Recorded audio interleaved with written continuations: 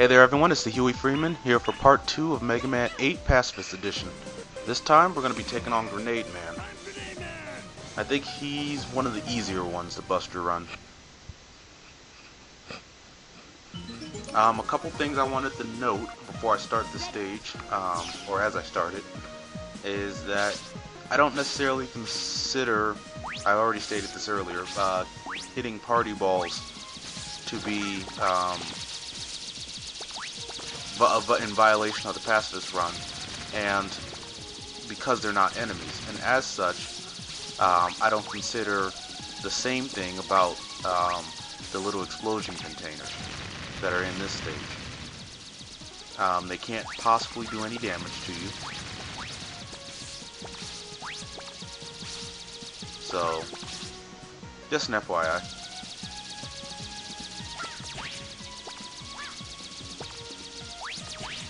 So this stage, like you would expect from a Grenade Man stage, has the possibility of a lot of things blowing up. Some things for the better and some for the worse. You want to leave a lot of those intact. This section, the gray and blue boxes are indestructible, and if the green ones are destroyed and there's nothing to support the blue ones, then the blue ones will fall. You have to watch out for that, in that it may cut you off from certain paths. And this path got me a free screw, so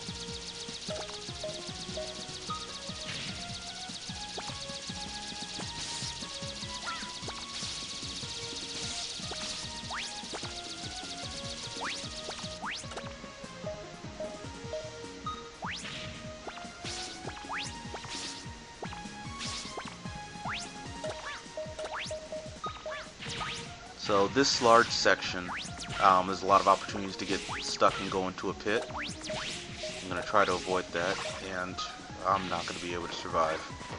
I'm going to need to kill myself here.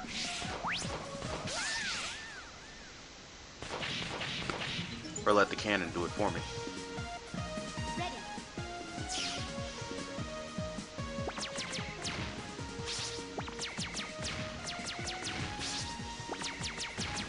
So we go through this section again, and I'm not as worried about the different paths I can take because, well, I can't get the screw twice, so.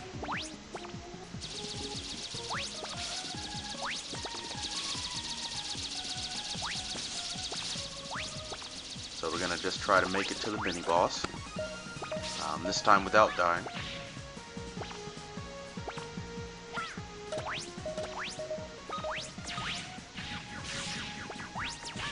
Try to jump over a couple of these, but it's a little harder than it looks.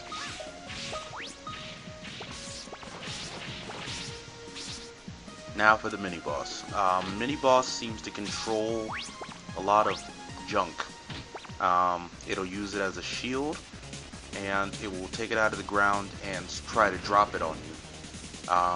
The Mega Ball is actually a pretty decent option here. The Flash Bomb, which you get from beating Grenade Man, would probably be a very good option, but as well as a couple of the weapons like the Tornado Hold, but that's alright.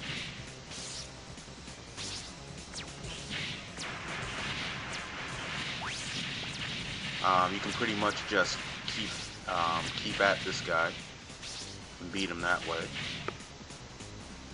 But once you beat him, you gain a rush option, which I didn't get to see it. It's either the motorcycle or the mystery rush. I have never to this day used a rush motorcycle. I might have to before this run's over.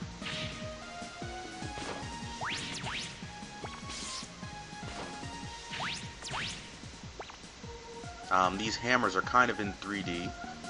When they're to the forefront or in the complete background, they're harmless, but when they're in the same three-dimensional plane as Mega Man, they can hurt you. That can cause problems if you're going to be over a pit.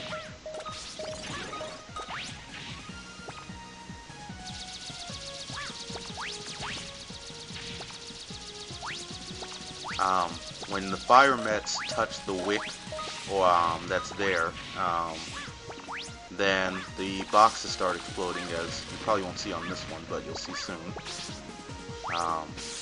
Creating a little bit of a time limit for Mega Man, as you see there.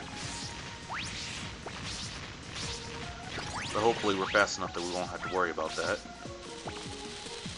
I'm going to push my luck a little bit here to try to get a screw. And got it.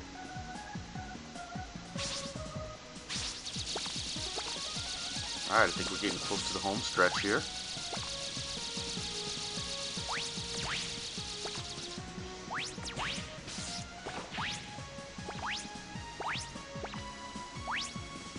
Here's the party ball, which means we're at the end of the stage. Grenade Man's a little spastic, to be honest. He can be a little predictable, but it takes a little bit of getting used to. He has a couple of attacks. He loves tossing little grenades at you as he's jumping. He can dash. Don't hit him while he's dashing. He has flash bombs that sometimes will make the ceiling crumble like that.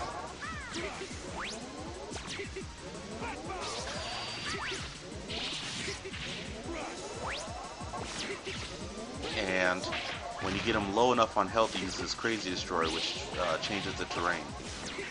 Makes it a little more interesting.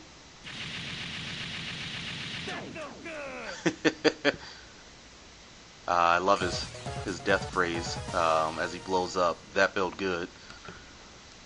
So this is the first boss, Grenade Man, and we're gonna get the Crazy Destroy, and we'll see you next.